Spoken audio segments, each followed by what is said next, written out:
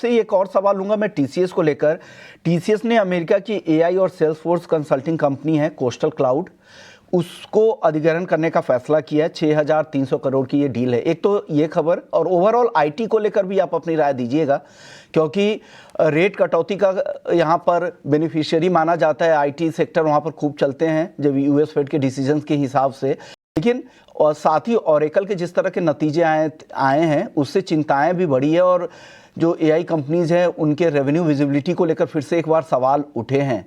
क्या लग रहा है आईटी सेक्टर को लेकर, आपका क्या नजरिया है, और घरेलू बाजार में टीसीएस पर आपकी क्या राय है?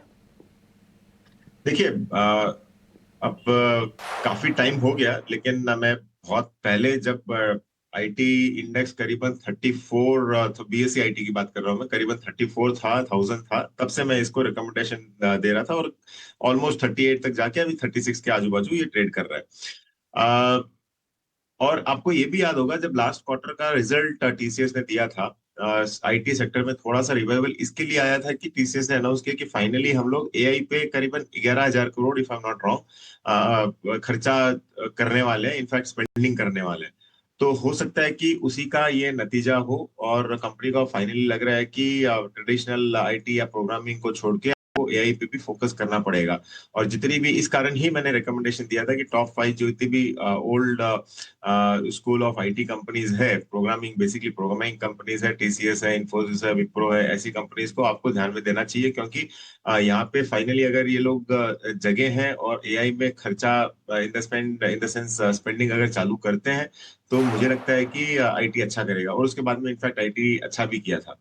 तो यहाँ से भी ठीक ठाक ही लग रहा है मुझे आईटी ओवरऑल। और मुझे लगता है कि on every dip IT as a contrarian मैं बाई की सलाह दूंगा। और जितना भी ये एआई का इश्यू है, देखिए, ओरेकल का रिजल्ट मैंने भी देखा था, इतना कोई खास नहीं था, लेकिन जो एआई है ये भी बहुत नई चीज है। मतलब पीक तो अब आ रहा है, और अब कंपनीज इसमें जगनी चालू हुई है। जैसे मैंने कहा, लास्ट क्वार्टर में टीसीएस ने अनाउंस किया था, और अब इसको फॉलो ऑन करेंगे बाकी सारी आईटी कंपनीज। और कोई नए स्पेस में, चाहे कोई भी स्पेस हो, आई थिंक समय लगता है।